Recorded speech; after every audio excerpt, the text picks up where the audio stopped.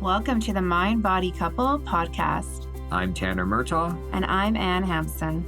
This podcast is dedicated to helping you unlearn chronic pain and symptoms. If you need support with your healing, you can book in for a consultation with one of our therapists at painpsychotherapy.ca. Or purchase our online course at embodycommunity.com to access in-depth education, somatic practices, recovery tools, and an interactive community focused on healing. Links in the description of each episode.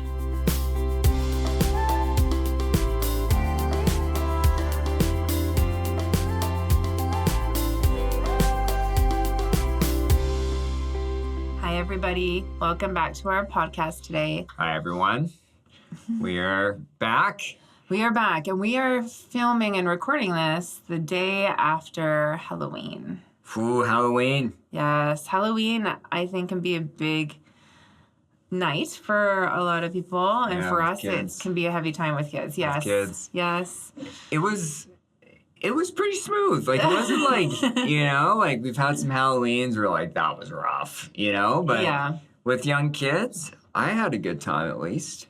Yeah, I saw you having a good time. He's having a good time. I feel like I was laughing a lot. We were with Ann's sister's family at their place. Yeah. And like usually, as I've shared on this podcast, these events, these social gatherings, in the past I would just be like in fight or flight, just not having a good time or just like disconnected, shut off. But I really leaned into the playfulness. And one thing I want to say that this has been like a work in progress for you to get to a point of feeling a bit safer or more comfortable in or leaning into playfulness in these situations. Yeah. And I killed it. I was on top of it. Yeah, it was pretty good. And it did go pretty smoothly till we got home to our dog. Then it was less smooth. So we have a dog, as many people probably know. Darla, the German Shepherd Cross. Yes, and she's like a little over 1. She can be a bit nervous sometimes. And we left her alone for Halloween. Yeah, and Darla, we realized, Darla's a very friendly dog. She's very and sweet. Outside of her house, great. But like if someone new comes into her house, like she's like taking it upon herself to be the guard dog. Yeah, so we didn't realize how she would be impacted by all the people coming to the door and like poor Dar trick or treat. So she was a bit traumatized. Yeah, Dar didn't have a good time. Yeah. There was goblins and ghouls coming up to the door all night. Right, in costume. We just left some candy on the doorstep. Yeah. But she, like when we came home, so we came home and we entered and like it was dark. The lights were off and our kids were also dressed up with like witch and wizard hats, and she was guarding us a little bit barking from the house. She was a bit freaked out by us. Once the lights turned on, she smelled us. She was fine, but she just probably thought there was intruders. Oh yeah. So think of like fight or flight. Poor Darla was in that state for a while. We really did not think that. Lesson learned. Next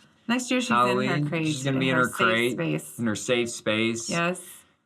Yeah, it was a rough time for Darla. So Tanner did quite well, and Darla, on the other hand, had a hard time. I gave Darla my fight or flight energy. Feel bad. Yeah, you really unintentionally should feel bad. In other news, I've heard from multiple people on YouTube, comments, Instagram, clients, just being like, "I love Ann." Oh, this is a real. This like really warms my heart. I know. I'm glad. Yeah, they do. It's nice to get that feedback. Yeah, they're like, Ann has wisdom. Which is also nice to know that people feel that way. Yeah. So thank you, all of you that are kind of sharing this with Tanner. And it's nice to know that, we are a partnership here with this podcast. Little boost and to also, the ego. like, maybe I am the wind beneath your wings, Tanner. Yeah, that's what you're throwing out there. I am like the driving force here, you guys. So there you go. Yeah. Okay. Just sharing that. Well, let's dive into the topic today. So you just dismissed that comment. I did not. I let you go for a while. but now we're moving on. Fine. Okay. Okay. The topic today, the symptom imperative. Ooh, so this is a good one. And actually, this has been coming up in a lot of conversations with people. And I think this is something people commonly experience. Mm-hmm. Can you define what this means, Tanner? Well, first I'll just explain what happens to people typically here. Because we're going to talk about the symptom imperative and also how to overcome it. We want to give some tips throughout this episode. But here's a common scenario. Perhaps you have had chronic lower back pain for 5 years. Okay. Okay? And luckily for you, you realize your symptoms are neuroplastic. And you begin to utilize a brain and nervous system approach to heal. Yes. And guess what? You start to heal. Yes. You're getting better. It starts to work. Your pain's reducing. And then all of a sudden, you get a headache for a few days, followed by some fatigue symptoms, and finally your elbow starts to hurt. Which might be maybe a new sensation or symptom. Things that have never happened before to you. Yes. And most people are not having a good time with this. No. So, and it's super common to start fixating on this new sensation going on. Yes. So what's happened here? You are likely experiencing what Dr. Sarno coined the symptom imperative, which is when one symptom reduces, and in his theory, that symptom is no longer distracting you from your emotional state. And so a new symptom replaces it to distract you. Now, I want to be clear. The new symptom could be another pain symptom, could be fatigue, dizziness, tinnitus, like a lot of chronic symptoms. But it could also, I see this happen with people, it can be conditions besides pain or physical symptoms. So it's like the most common one. Anxiety. Yeah. Like all of a sudden, people's pain or fatigue starts to reduce and they just have like chronic anxiety. Yes. Or chronic depression. Yes. Insomnia is another really common one. Obsessive thinking. So it can be things besides just the physical symptoms. And I think like the telling point for this is if like, okay, this symptom's lowering, but then this other thing is increasing and they kind of correlate together. Yeah. And in my own experience, like I definitely experienced this while healing. This is a really normal thing. But what occurs for most people that don't understand the symptom imperative is they panic. Right. Which makes sense. Oh, it's like, oh my gosh, what's happening here? Yeah, and they respond with like fight, flight, freeze, shut down energy to that new symptom. And perhaps they even start to get obsessed with it. They spend all their time trying to fix it, figure it out. Maybe they even move off a mind-body approach and start treating things physically. Which also, again, I want to validate why our instincts would do that, especially with something that might be not the norm of like, oh, what's this? Or thinking it's separate. Yeah. In fact, when I'm first having a first session with like a therapy client, I mention this. Like I tell people one of the risks. Wise. Wisdom. Wise. Maybe wisdom. I'll take some of that. Wisdom. We can share the wisdom. We're too goofy. This is after Halloween. This is not good. I don't even remember what I was saying now. What I was telling clients. So when I first meet with a therapy client, I tell them one of the potential risks to starting to treat your symptom in this way is that your symptoms might start acting oddly or bizarrely or new symptoms start to take place. And I tell people that's a good sign. Yes. And so why is that a good sign? Because I think often when I talk to people about this, like when they're in the midst of experiencing this, it can be really troubling. Yeah. And obviously fear-inducing. And so, and I try to say it's a good sign too. Yeah. But sometimes it can be hard to get that message clear. So what message do you like to give to people? Well, I like to tell people you're in the process of rewiring your brain and nervous system. Yeah. And weird stuff happens when this takes place. And part of this is a good sign that you're starting to feel safer, calmer, more at ease with your initial symptom. Yes. And I'm going to explain in our lens why the symptom imperative occurs. Yeah. But it's a good sign that you're on the right track. I like that. And I like the idea of like weird stuff happens. It doesn't make it like we're not making light of it, but also we want to really kind of say, let's not be so afraid of what's happening here. And it's that curious lens of like, okay, what is shifting and changing? Yeah. So let's talk about why does the symptom imperative occur? Okay. I want to be clear here. People have different opinions about this. Okay. I'm going to share, our lens, how we view it from a nervous system lens. Yeah. But I think however you view this, that's okay. Like there's no right or wrong. Like there's a lot of theories out there of why the symptom imperative occurs. Sardo talked about like distraction of emotions. Alan Gordon's version of this from pain reprocessing therapy talks about extinction bursts, right? Like your brain's become wired a certain way. So I think there's a lot of opinions, and it's okay to have a variety of views here. There's no right or wrong. But in our view, when your nervous system becomes chronically dysregulated, fight, flight, freeze, fawn, shutdown, energy is taking place constantly. Over time, what occurs is your nervous systems become sensitized. When it becomes sensitized, it starts to produce chronic pain or chronic symptoms. Yes. But as you start to change your emotional and nervous system response to your main symptoms, using like brain retraining techniques, and you start to feel safer with them, that symptom's going to reduce. But unfortunately, your nervous system may still be chronically dysregulated. You might have unprocessed trauma that you have moved through before. You might have a lot of difficult emotions stored in your body that haven't been released. And so even though you feel safer with the old symptom, your nervous system is still sensitized. So it's causing a new symptom to then arise and replace it. So it's almost like a message of like, hey, there's still more work to do, still something that we need to look at here. Exactly. And so the part of this episode everyone really wants to know is, what do I do if I'm experiencing the symptom imperative? Well, and I think kind of like what we've outlined, a big start, and we always say a big start is having awareness that, okay, maybe this is what's going on. Yeah. And so you kind of took the wind out of my sails. I was just about to say that, and now you just... well, I like how you wrote it here, though, so you can say that. Well, okay, fine. I'll just keep going. We wrote down 3 steps. 3, well, not really in any specific order, but 3 things you can do to essentially overcome the symptom imperative. As Anne just said, number 1, recognize and don't buy in. Don't buy in is key. So what would not buy in look like? Well, the first thing is just you got to recognize that this is happening. That's why we're sharing this podcast. That's why I tell every client at the beginning. Yes, which I think I'll start doing now. Like I said, I can take that. It's useful. It's useful because they start to recognize, oh, like my body's not damaged. It's not turned against me. This is normal in using a mind-body approach. Yes. And we don't want to buy in by starting to fix it or figure it out mentally.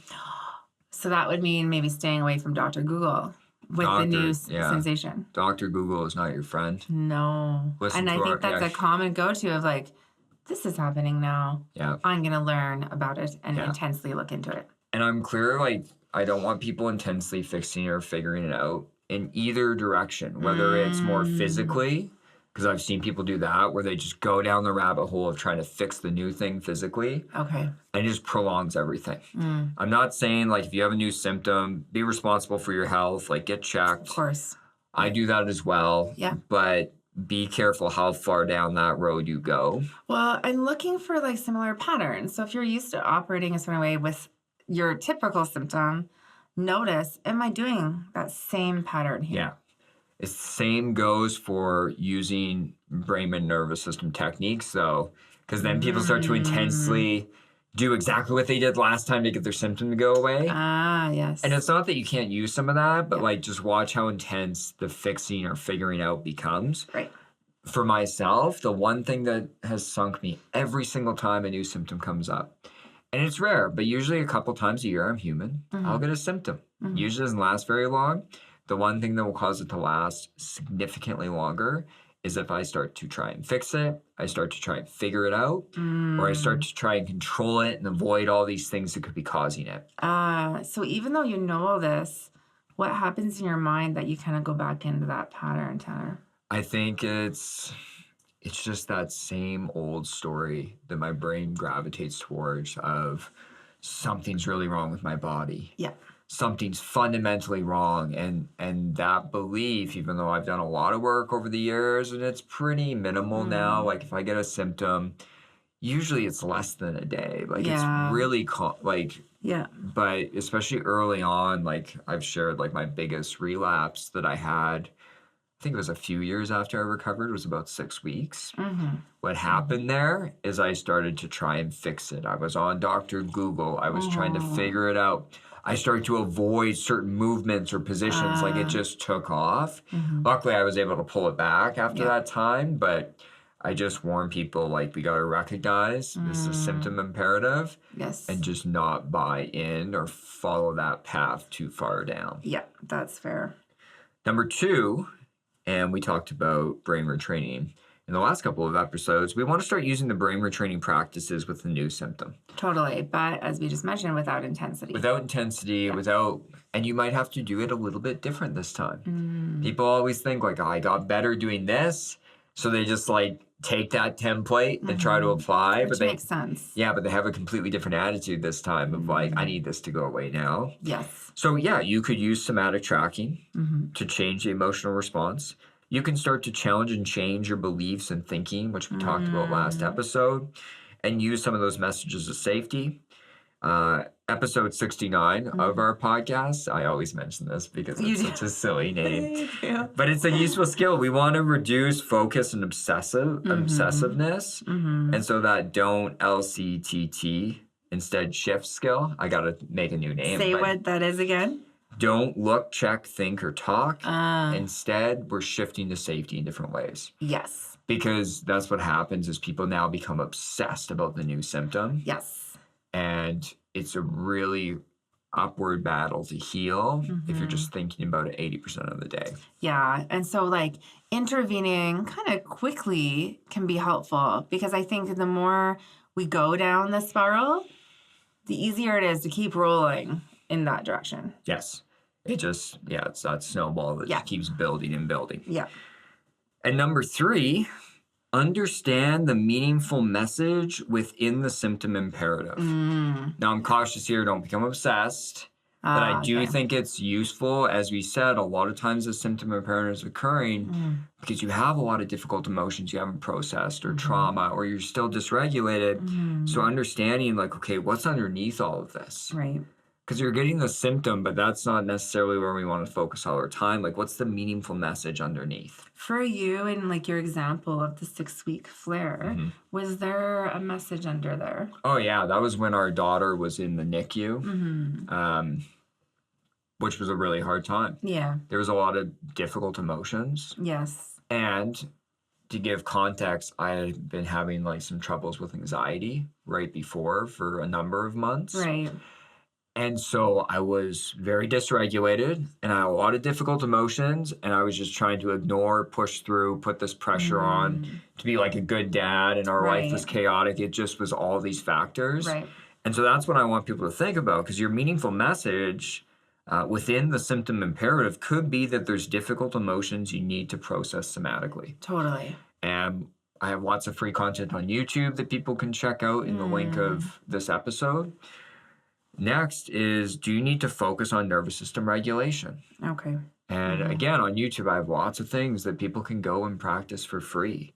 But typically, like if you're constantly dysregulated, and what I mean by this is just prolonged states of fight, flight, freeze, shutdown, that needs to shift so that it's not the next symptom and the next symptom and the next symptom. Like you need to have some type of regulation on board to make sure you're not just having these serial symptoms over and over again. Yeah, for sure.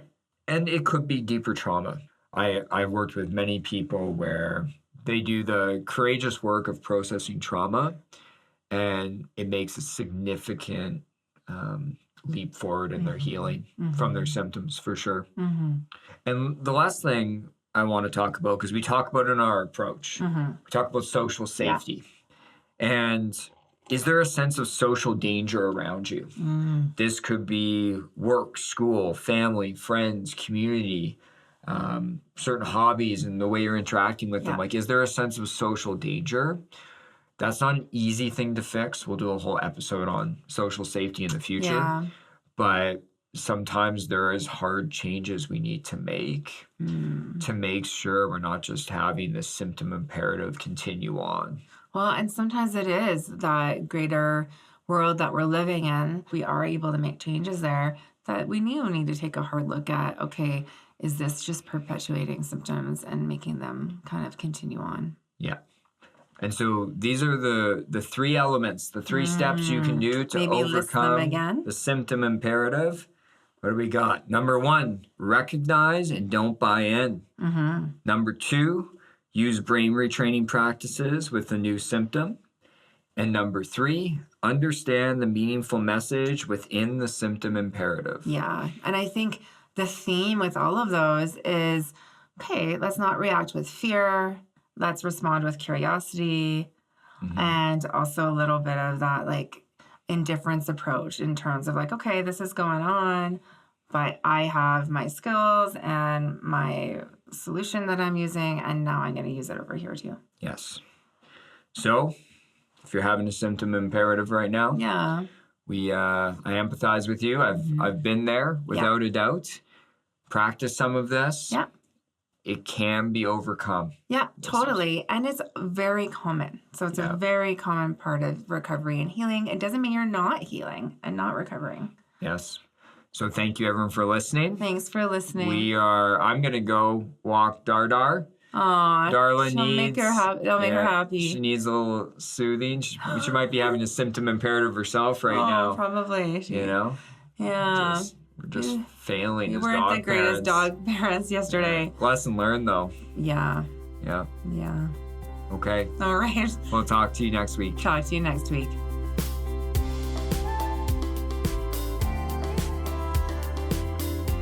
Thanks for listening. For more free content, check out the links for our YouTube channel, Instagram, and Facebook accounts in the episode description. We wish you all healing.